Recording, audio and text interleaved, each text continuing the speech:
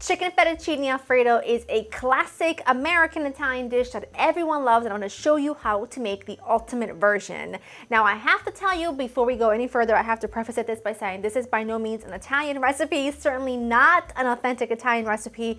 A traditional fettuccine alfredo, which when it was, when it was invented in Rome, it was just literally pasta with butter and cheese, and that's literally it. And if you go to a restaurant in Italy, most of the time, they don't even have something like this on the menu. Maybe in some tourist areas they do, but certainly not with cream. But this is very much an American loved dish, and I get comments and questions every day asking me to update my fettuccine alfredo that I did like 15 years ago. Well, maybe 13 years ago. So I figured it was time to redo it. Like I said, not authentic by any means, but it is delicious, okay? So sometimes a creamy fettuccine slaps, let's just be honest with you. Let's start with the chicken. Now, what's really important is that the chicken is sort of pounded nice and even. I'm going to cook the chicken whole, like whole breast, instead of cutting it up, because I think it's just better presentation.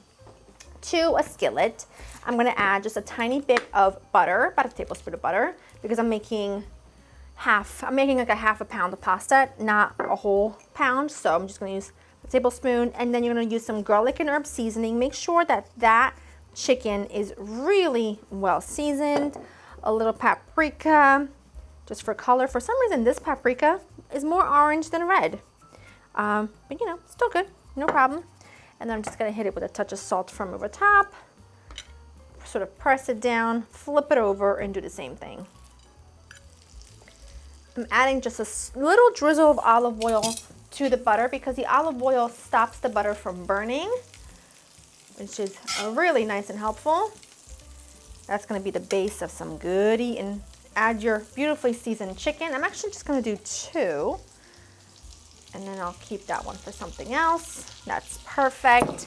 And you're just gonna go ahead and let that saute until it's pretty much fully cooked through. And because we pounded it so it's nice and thin and even, it won't take more than maybe about 3 minutes or so on each side. In the meantime, make sure your water is coming up to a boil for your pasta. And I'm gonna go ahead and smash and mince a few cloves of garlic.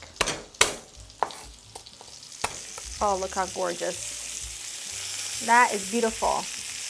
Cook that all the way through, then remove to a plate and just set it aside until we need it. Just a smidgen more of butter, not much at all. Chicken is resting. Now, you see all those bits in there? Those are all delicious things, okay? That's all delicious flavor, and we don't want to lose that. That garlic is already super fragrant, which we love. To it, we are going to go ahead and add some heavy cream. Ooh, it's like a pool. Looks like a lot, but remember, this is a very creamy and luxurious dish. While that happens, you're gonna go ahead and add your pasta to your boiling water. I'm gonna go ahead and get that down in there. Our water really evaporated, but it's okay. And now just go ahead and let that heavy cream just boil and reduce while the pasta is cooking. And about, I'd say halfway through, I'll show you my next step.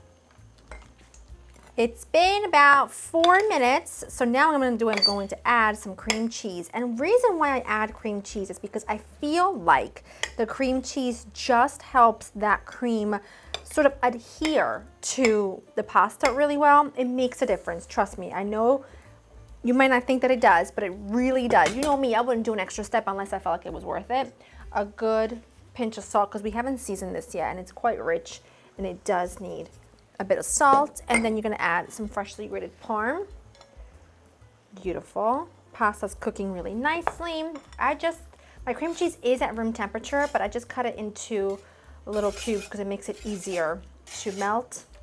And I'm just gonna whisk this in, and until the pasta's ready, I'm just gonna keep this on simmer so that it keeps thickening up and reducing a little. I'm gonna tongue the pasta directly into that sauce. Now you'll notice that my sauce is not bright white. That's because my sauce has flavor, okay? That's because we've got those drippings from the bottom of the skillet. That's because we've got those spices. That is all called flavor, okay? If it's too bright white, then it's got nothing in there, you know? Mix that all together. Very saucy, just how I like it. I like to let it all cook together because what happens is the pasta will absorb that sauce and then you'll end up with a really dry fettuccine alfredo, which we don't want. And now what I'm going to do is I'm going to take chicken breast. I'll just start with this one here. It's so juicy. Oh my goodness. And we're just going to cut it. You can add it right in and mix it all together. For presentation purposes, I'm just going to go ahead and fan it on the very top. I'll show you. A little bit of that. You can take a little bit more of your seasoning if you want to. I'm also going to add a little bit of parsley when I do go to serve it.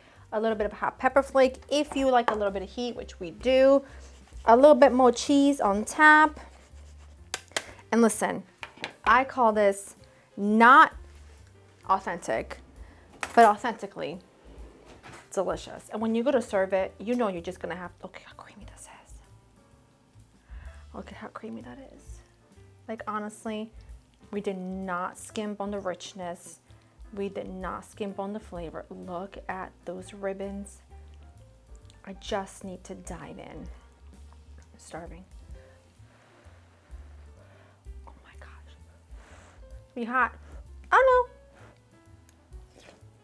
no. Hot.